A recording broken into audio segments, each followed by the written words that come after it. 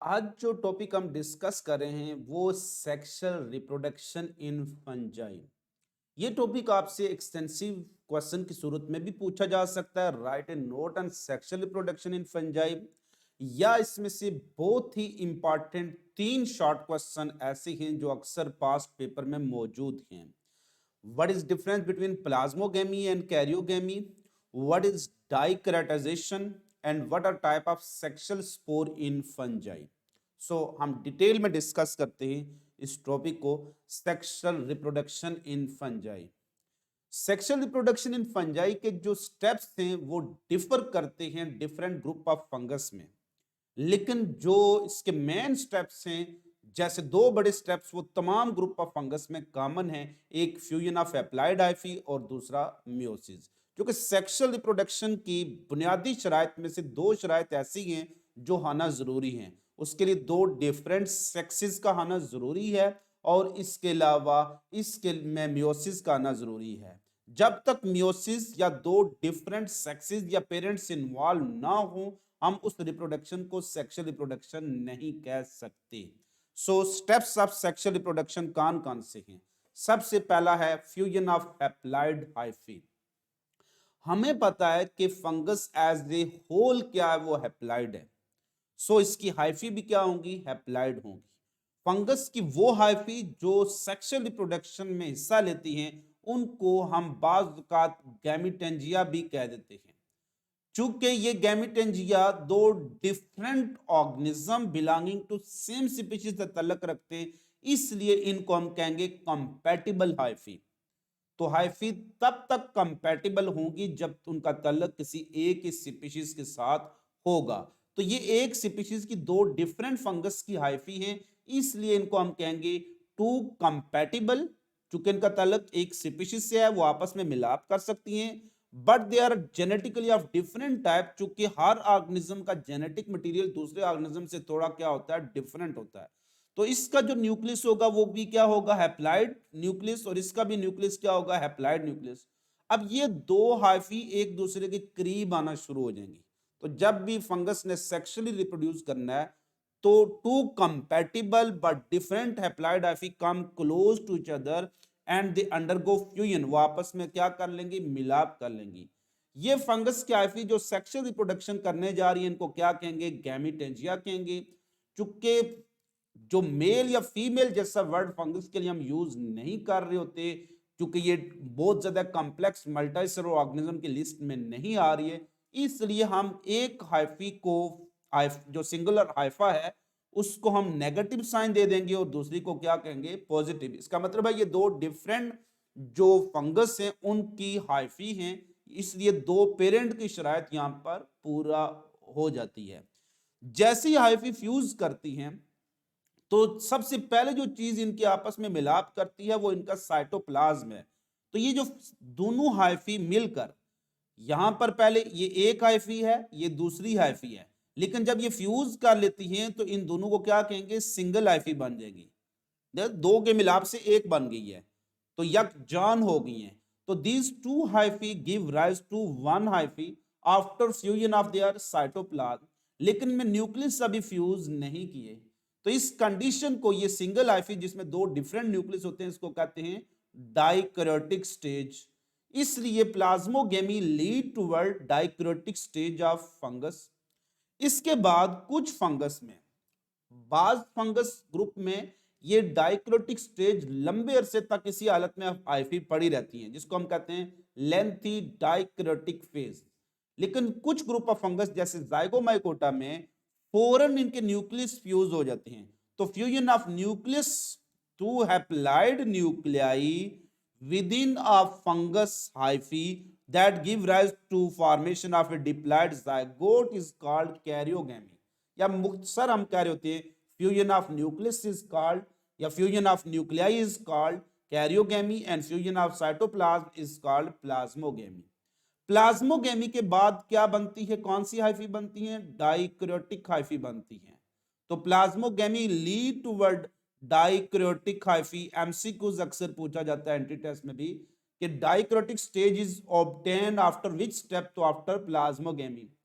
Karyogamy क्या होगी, fusion of two haploid hyphae within a single hyphae that give rise to formation of a diploid nucleus or zygote is called as karyogamy. तो karyogamy में ये जो spore बनता है, ये जो जाइगोट बनता है, कुछ ग्रुप ऑफ फंगस में ये जो स्पोर होगा ये बाज का थिक वाल्ड हो जाता है, डोरमेंट हो जाता है, रेजिस्टेंस हो जाता है। तो जब जाइगोट स्पोर में कन्वर्ट होगा इसको क्या कहेंगे, जाइगोस्पोर। तो ऐसी फंगस को हम क्या कहते हैं, जाइगोमाइकोटा।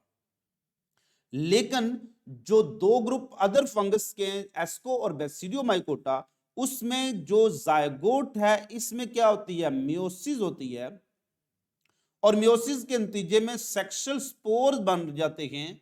वो जो सेक्सुअल स्पोर मियोसिस इन जाइगोट से बनते हैं वो एस्कोस्पोर कहलाएंगे या बेसिडियोस्पोर कहेंगे। तो जिनको हम बाद में डिटेल में पढ़ेंगे। इट्स मीन के फंगस की टोटल कितनी ग्रुप ऑफ फंगस हैं, 4। टोटल ग्रुप ऑफ फंगस कितने, 4। इनमें से एक ग्रुप ऑफ फंगस रिप्रोडक्शन नहीं करता, तो सेक्सुअल रिप्रोडक्शन नहीं करता, तो जो भी चीज सेक्सुअली रिप्रोड्यूस नहीं कर सकती तो उसको हम शॉर्टकट क्या कहते हैं, इम्परफेक्ट। उसको क्या कहेंगे, इम्परफेक्ट। तो बायोलॉजी में परफेक्ट वो चीज होती है जो सेक्सुअल रिप्रोडक्शन कर सकती है, उसको परफेक्ट या फिट कहेंगे। तो so perfect group of fungus कितने होंगे, 3 होंगे। So total group of fungus 4 हैं, जिनमें से एक ग्रुप सेक्सुअल रिप्रोडक्शन नहीं कर पाएगा, उसको इम्परफेक्ट ग्रुप कह देंगे, और बाकी 3 ग्रुप सेक्सुअल रिप्रोडक्शन कर सकते हैं, जिनको कहेंगे परफेक्ट ग्रुप। इन 3 ग्रुप में से फिर आगे डिवीजन हो जाती है 1 और 2 की।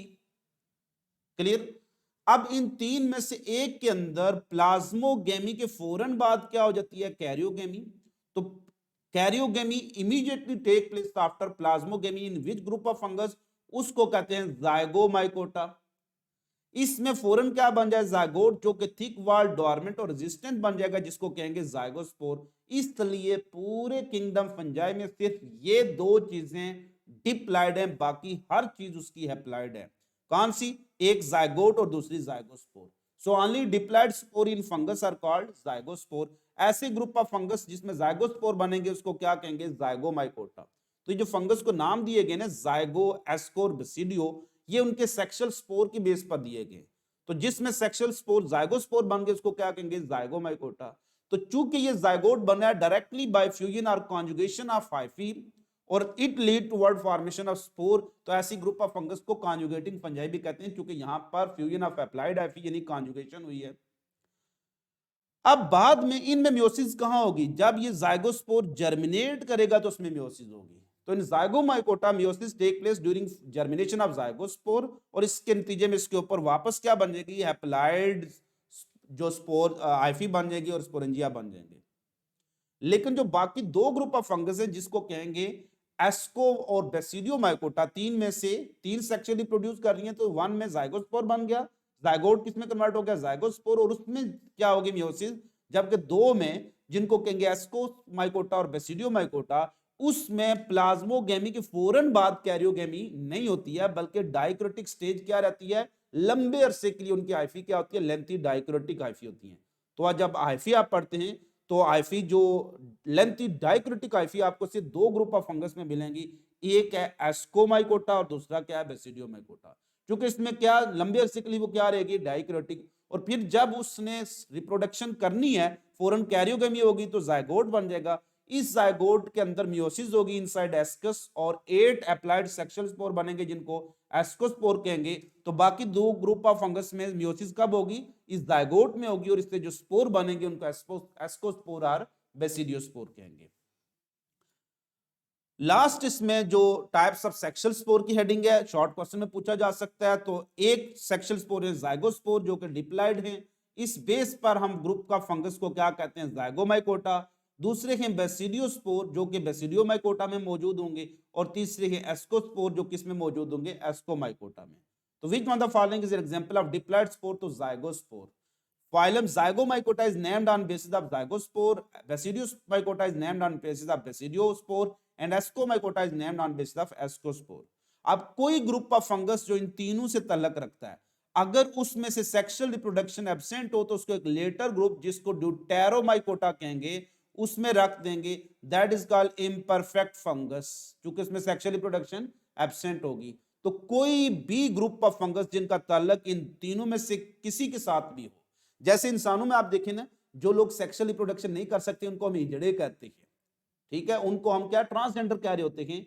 तो इट्स मीन के फंगस में भी जो भी group of fungus sexual reproduction नहीं करेगा वो ट्रांसजेंडर ऑफ किंगडम फंजाई कहलाएगा, और that is placed in a later group called deuteromycota. लेकिन कहीं भी अगर उसमें एहसास हो गया कि सेक्सुअल रिप्रोडक्शन मौजूद है तो वापस जिस ग्रुप में से हमने उसको निकाला उसमें रख देंगे।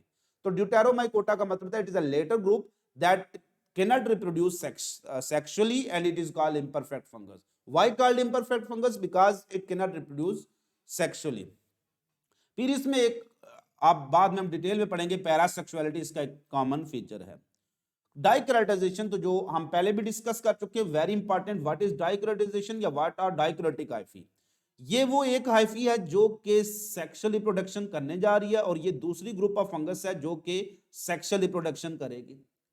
तो ये एक फंगस की हाइफी है, ये दूसरी फंगस की हाइफी है। इनमें से ये जो हाइफी है इनकी सेक्सुअल रिप्रोडक्शन करके आपस में यूनियन कर लेती हैं, तो इनके दरमियान प्लाज्मोगेमी होगी। तो इसकी ये एक हाइफी और इसकी एक हाइफी दोनों मिलकर क्या बना रही है, सिंगल हाइफी। अब इसमें देखिए इसके न्यूक्लियस ब्लू कलर के हैं और इसके न्यूक्लियस क्या हैं, रेड कलर के हैं। अब ये दोनों न्यूक्लियस एक ही हाइफी में इकट्ठे रहते हैं। तो it is the in 2 of 3 sexually reproducing group of fungus. कौन सी सेक्सुअल रिप्रोडक्शन करने वाली फंगस थी, 3 थी। कौन कौन से, उनके नाम क्या थे, एस्कोमाइकोटा, बेसिडियोमाइकोटा और जाइगोमाइकोटा। तो इन 3 में से सिर्फ 2 में, 1 में तो फौरन क्या हो गई थी, कैरियोगेमी, क्या बना था, जाइगोट, और जो जाइगोस्पोर में कन्वर्ट हो गया था जिसको हमने क्या कहा, जाइगोमाइकोटा। लेकिन बाकी जो 2 बची हैं वो कौन सी हैं, वो है एस्कोमाइकोटा और बेसिडियोमाइकोटा। अब इन दोनों में वो कैरियोगेमी फौरन नहीं होती है, बल्कि in 2 of 3 sexually reproducing group of fungus karyogamy doesn't take place immediately after plasmogamy. Instead these 2 nuclei of genetically different type. Different colour क्यों दिया है, डाई का मतलब था 2 डिफरेंट, बाई का मतलब था 2 एक जैसे। तो di mean 2 different nuclei, karyo mean nucleus. तो these 2 genetically different nuclei coexist, इकट्ठे रहती हैं in a single hyphae. Such hyphae are called dikaryotic hyphae. Such mycelium is called dikaryotic mycelium, or this type of this process called dikaryotization. तो shortcut dikaryotic hyphae क्या होती है, hyphae that contain 2 genetically different nuclei are called dikaryotic hyphae. और ये जो mycelium बना है इस माइसीलियम को हम कहेंगे डाइक्रोटिक माइसीलियम। तो ये होगा क्या, अप्लाइड ही कंसिडर होगा, ठीक है। ये अप्लाइड, डिप्लाइड तब होगा जिसमें कैरियोगेमी होगी और क्या बन जाएगा, जाइगोट। सो यहां तक आज का जो टॉपिक है वो खत्म है। डिटेल इसलिए एक्सप्लेन कर रहा होता हूं, मैं टू द पॉइंट भी बता सकता था, लेकिन क्योंकि आपको कंसेप्ट को क्लियर करना होता है, आगे आपको एंट्री टेस्ट में कोई इश्यू ना हो, आपको दोबारा से टॉपिक ना पढ़ना पड़ जाए, इसलिए इस वीडियो को डिटेल में देखा करें और हर एक कंसेप्ट को समझने की कोशिश किया करें। और यही कंसेप्चुअल स्टडी अगर आप एफएससी में करके जाएंगे तो आपके लिए एंट्री टेस्ट मैटर नहीं करेगा। खुश रहिएगा, खुश रखिएगा, दुआ में याद रखिएगा। कमेंट सेक्शन में कमेंट मस्ट किया करें, जो भी आपको इशू है कमेंट सेक्शन में बता दिया करें। बाज़ औक़ात मैं कमेंट लेट पढ़ता हूं, लेकिन मैं कोशिश करूंगा कमेंट आपके ज़रूर पढूं और इसके मुताबिक आपको सजेशन देता रहूं।